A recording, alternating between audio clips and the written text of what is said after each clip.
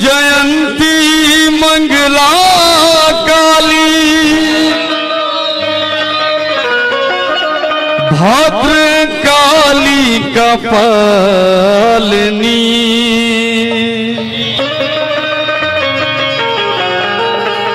दुर्गे क्षमा शिवा धात्री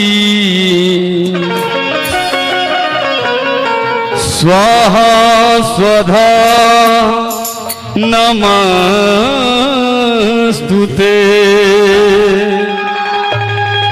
हर की सुमिरन में आजा महतरिया हो,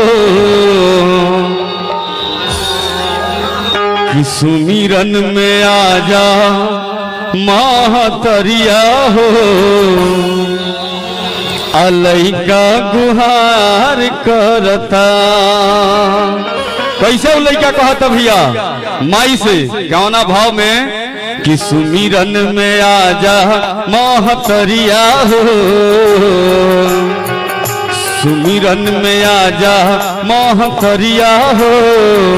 लड़का गुहार करता सुमिरन में आजा महतरिया हो, लड़का गुहार करता।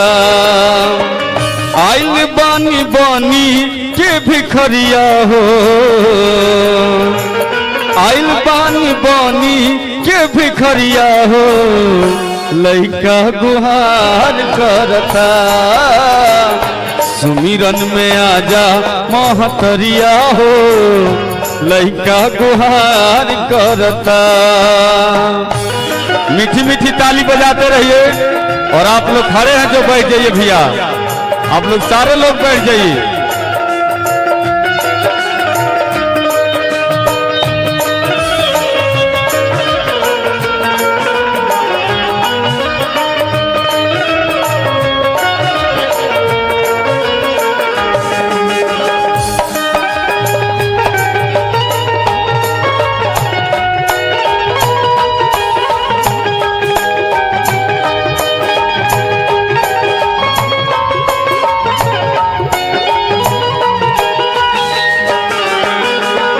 कहता लइका भाव में सुर नाही ताल बा उखड़ल आवाज बा।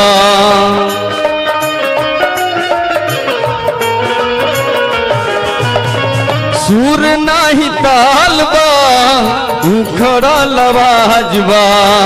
तोहर कृपा से माई पूछतो समाज बा।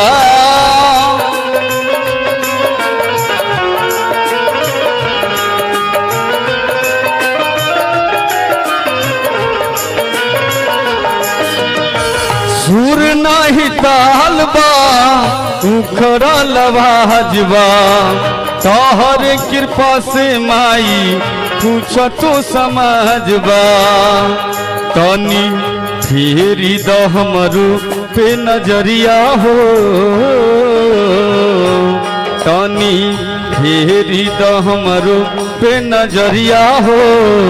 लड़का गुहार करता सुमिरन में आजा महतरिया हो, लड़का गुहार करता।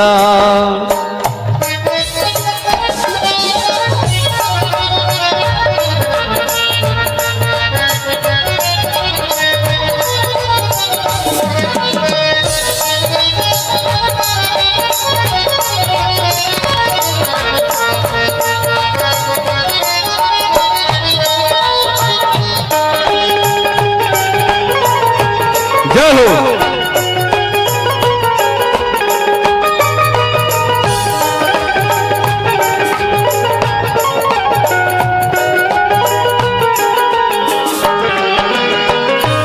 आप लोग से ये हम निवेदन करब कि जेकर जहाँ जगह मिलता बैठ जाइन जा। अभी हमनी के शुरुआत होता, पूरा रात बाकी बा। आप सब साथ देव जा तो हमनी के कुछ यही जाले अच्छा करके जाए जा परफॉर्मेंस। तो आप लोग प्यार बनैले रह जा और आके आगे आराम से बैठ जा। का भावा हो सुनल बानी हऊ माई दया के समुंदर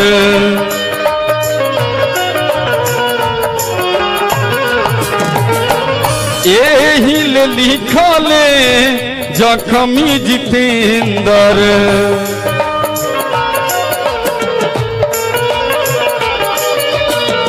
सुनल बानी हऊ माई दया के समुंदर एही ले लिखले जखमी जितेंद्र तनी फेरी द पपुओ पे नजरिया हो तनी फेरी द पपुओ पे नजरिया हो लइका गुहार करता सुमिरन में आजा महतरिया हो लइका गुहार करता आइल बानी बानी के भिखरिया हो आइल बानी बानी के भिखरिया हो लइका गुहार करता सुमिरन में आजा महतरिया हो लइका गुहार करता लइका गुहार करता।